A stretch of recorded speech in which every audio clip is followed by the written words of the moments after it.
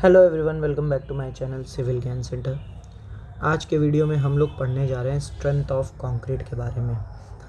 कल हम लोगों ने पहली प्रॉपर्टी दैट इज़ वर्केबिलिटी पढ़ा था, उसका मेज़रमेंट कैसे करते हैं, उसमें फैक्टर्स क्या क्या हैं अफेक्टिंग, ठीक है, ये बातें करी थी। आज हम लोग स्ट्रेंथ के बारे में बात करेंगे। तो स्ट्रेंथ की बात करते हैं तो सबसे पहले दिमाग में आता है कंप्रेशन एंड टेंशन।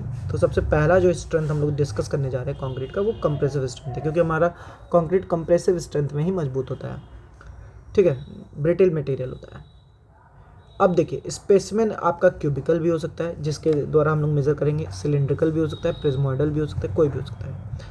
अगर सिलेंडर है तो कभी कभी पूछता है कि जो लेंथ और डाया का रेशियो है वो 2:1 होना चाहिए। लेंथ जो होती है जनरली 30 सेंटीमीटर और डाया 15 सेंटीमीटर सिलेंडर में। कुछ चीज़ और भी जान लें, फिर हम लोग बात करते हैं कि कैसे मेजर करेंगे। कि नॉमिनल साइज ऑफ एग्रीगेट क्या होता है। नॉमिनल साइज ऑफ एग्रीगेट वो होता है कि स्मॉलर ओपनिंग, जो अगर हम लोग कई सीव लगाए हैं और उस पर पार्टिकल्स को डाल रहे हैं एग्रीगेट्स को, तो वो कोई एक सीव जिससे लगभग सारे पार्टिकल पास कर गए हों, लगभग सारे, उस पर रिटेन नामात्र रिटेन हुआ हो, that is the sieve, that sieve is known as nominal size. Nominal size of aggregate अब पढ़ लेते हैं। It is the smaller opening of the sieve through which entire amount of aggregate is permitted to pass. अब अगर बोलता क्या है code हमारा कि nominal size of aggregate 20 mm से कम है, तो अगर हम क्यूबिकल दे रहे हैं तो 100 mm साइज का मोल्ड लेंगे। अगर 20 से ज़्यादा है तो क्यूबिकल मोल्ड 150 mm का देंगे, ठीक है। अब फिर मोल्ड को 5 सेंटीमीटर के लेयर में भरते जाएंगे ना। 5 सेंटीमीटर में 50 mm, तो 3 लेयर में भरा जाएगा, 150 वाला और ये वाला 2 लेयर में। और हर एक लेयर को 35 नंबर ऑफ ब्लोज से कॉम्पैक्ट करेंगे। फिर 24 घंटे तक भरने के बाद 24 घंटे तक पानी में छोड़ देंगे। फिर निकाल के उसके स्टार्ट अप्लाइंग ग्रेजुअल लोड। कितना? 14 न्यूटन पर mm² पर मिनट के हिसाब से ग्रेजुअल लोडिंग हम लोग उस पर लगाएंगे। फिर जिस पे वो टूटेगा वो हमारा स्ट्रेंथ हो गया।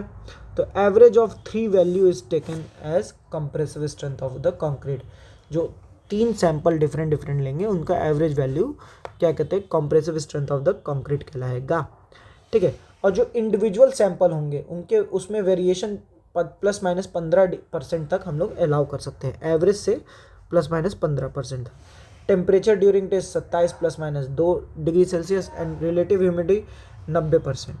अब देखिए कुछ बात भी है। अब ये वाला टॉपिक समझते हैं, ये वाला थोड़ा समझ लेंगे तो समझ में आ जाएगा कि क्यूब और सिलेंडर दो तरह के सैंपल देखें हम लोग। जो क्यूब स्ट्रेंथ आती है वो सिलेंडर से ज़्यादा आती है, वो 1.25 टाइम्स सिलेंड्रिकल स्ट्रेंथ होती है। और जो सिलेंड्रिकल होती है वो कम होती है, 0.8 टाइम्स ऑफ क्यूब स्ट्रेंथ होती है। लेकिन क्यूब हमारा ज़्यादा एक्चुअल रिजल्ट देता है, ठीक है। अब देखिए होता क्या है कि ये जैसे देख रहे हैं, ये सिलेंडर है, ये लंबा है और चौड़ा कम है, और ये क्यूब है, ये बराबर लगभग चौड़ा भी है और लंबा भी है, मतलब हाइट उसकी सेम है। अब होगा क्या कि जो ऊपर से लोड लगेगा या साइड से लोड लगेगा तो अंदर में लेटरल रिस्ट्रेशन आएगा अंदर के पार्टिकल्स में। तो इसमें क्योंकि ज़्यादा हाइट का तो है नहीं, तो रिस्ट्रेन के पार्टिकल जो होंगे वो ज़्यादा एक दूसरे से क्लोज रहेंगे और स्ट्रेंथ बढ़ जाएगी। इसमें जो होगा, ये देखिए, अब इस बीच के पार्टिकल्स लेटरल रेजिस्टेंट कर ही नहीं पा रहे हैं, तो जब लेटरल रेजिस्टेंट कर ही नहीं पाएंगे तो स्ट्रेंथ कम हो जाएगी और वैल्यू कम आएगी। इसीलिए हमारा क्यूब स्ट्रेंथ ज़्यादा आता है, सिलेंड्रिकल स्ट्रेंथ कम आता है। और भी बात कर लें, स्टील की जो लेटरल स्ट्रेंथ है वो 0.4 टाइम्स ऑफ द कंक्रीट है, ठीक है। और क्यूब की लेटरल स्ट्रेंथ ज़्यादा होगी सिलेंडर से। फिर बात करते हैं relative strength of the concrete. अब अगर हम क्यूब भी डिफरेंट साइज़ का लेंगे तो उसकी स्ट्रेंथ पे असर पड़ेगा। अब जैसे अगर कोई छोटा क्यूब ले रहे हैं तो उनके बीच में जो बनेगा लेटरल रिस्ट्रेंट का डायग्राम, वो छोटे में ही पूरा यूटिलाइज हो जाएगा और उसकी स्ट्रेंथ बढ़ जाएगी। लेकिन अगर हम बड़ा क्यूब बना दें तो उनका भी वही हाल होगा जो सिलेंडर का हुआ, कि इनके बीच की जो पोर्शन है वो वैकेंट रह गई, और वैकेंट रह गई, यहाँ पे जो स्ट्रेस एक्यूमुलेशन नहीं हो पाया, डिस्ट्रीब्यूशन नहीं हो पाया, और वो फेल कर जाएगा, ठीक है। तो क्यूब साइज 100 है तो पहले हम लोगों ने 150 के लिए पढ़ा है, तो 150 है तो जो क्यूब स्ट्रेंथ फैक्टर है 1 है, 100 है तो 1.05, 2 है तो 0.95, और 300 है तो 0.87 आ जाता है, ठीक है। आगे बढ़ते हैं। इफ़ साइज ऑफ, हमको यहाँ से पता चल रहा है कि साइज ऑफ क्यूब घट रहा है तो कंप्रेसिव स्ट्रेंथ बढ़ रहा है और मॉड्यूलस ऑफ इलास्टिसिटी घट रही है। ठीक है, ये भी size of aggregate up to 38 mm के लिए ही इस्तेमाल हो रहा है। दूसरा है टेंसाइल स्ट्रेंथ। टेंसाइल स्ट्रेंथ को अब देखिए मेज़र करने के तरीके अलग अलग हैं, क्योंकि हम पहले ही बोले कि कंक्रीट हमारा ब्रिटिल होता है, तो डायरेक्ट खींचेंगे तो फट से कब टूट जाएगा पता ही नहीं चलेगा, आप मेज़र नहीं कर पाओगे। तो टेंसाइल स्ट्रेंथ को मेज़र करने के कई तरीके। पहला method flexural tensile strength test, या इसको 3 पॉइंट लोडिंग भी बोलते हैं। ठीक है, कहीं तो शायद मैंने लिखा होगा या हो सकता है यहाँ ना हो।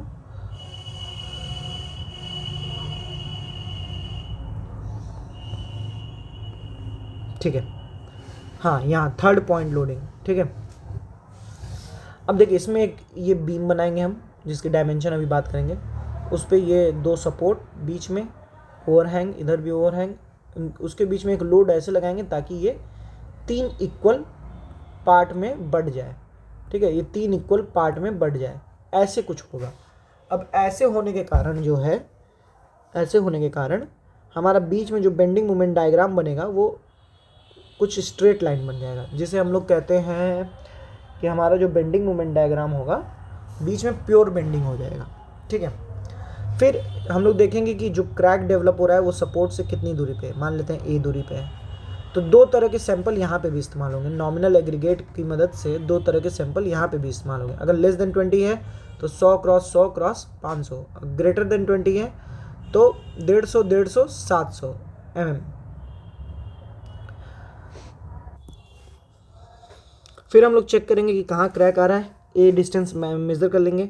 अगर ए, अब ये दोनों डिफरेंट साइज है, 100 100 क्रॉस 500, 150 150 क्रॉस 700। तो अब देखिए यहाँ पे मैंने लिखा है कि अगर 15 है तो यहाँ 20 वाला डायमेंशन, 10 वाला ले रहे हैं तो 13.33 वाला।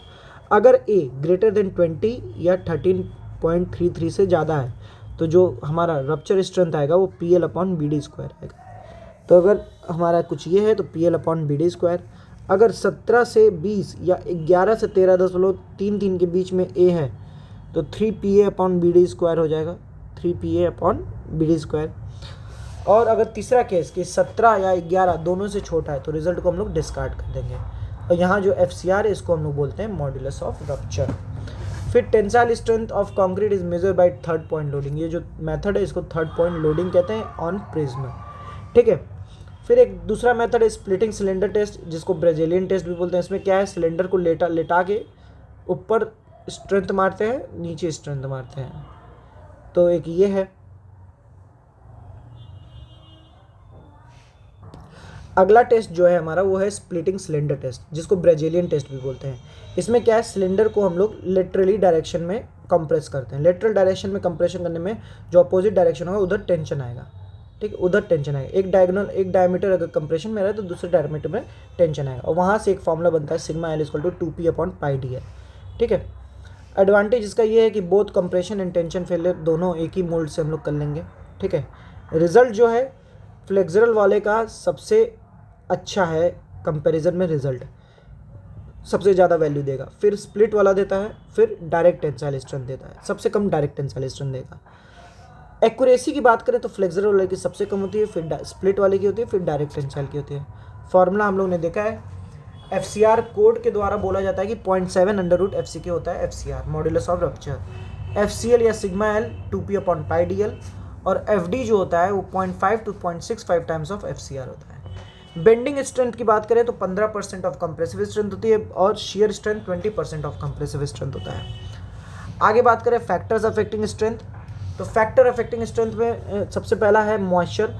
मॉइस्चर जो है, पानी हमेशा काम बिगाड़ता है हमारा, रिड्यूसेस स्ट्रेंथ। तो sample of strength of dry sample is 1 to 1.1 to 1.2 times strength of saturated sample.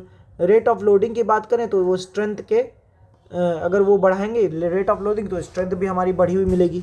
Cement aggregate ratio, अब सीमेंट एग्रीगेट लिखा है तो सीमेंट बढ़ेगा तो अल्टीमेट स्ट्रेंथ बढ़ेगा। साइज ऑफ एग्रीगेट बढ़ेगा तो स्ट्रेंथ घटेगा। डिग्री ऑफ कॉम्पैक्शन वो बढ़ेगा तो स्ट्रेंथ बढ़ेगा, क्योंकि अगर वॉइड रह जाता है तो वो स्ट्रेंथ घटा देता है। Even 5 to 10% of air void 30 से 60% स्ट्रेंथ को घटा देती है रिस्पेक्टिवली।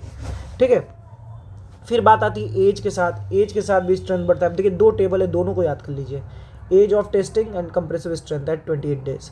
तो अगर 1 मंथ है तो FCK, 2 मंथ है तो 1.1 FCK, 3 मंथ है तो 1.2 FCK, 6 1.4 एंड 12 1.5। और ये दूसरा वाला भी याद कर लीजिए कि strength of concrete increases with as.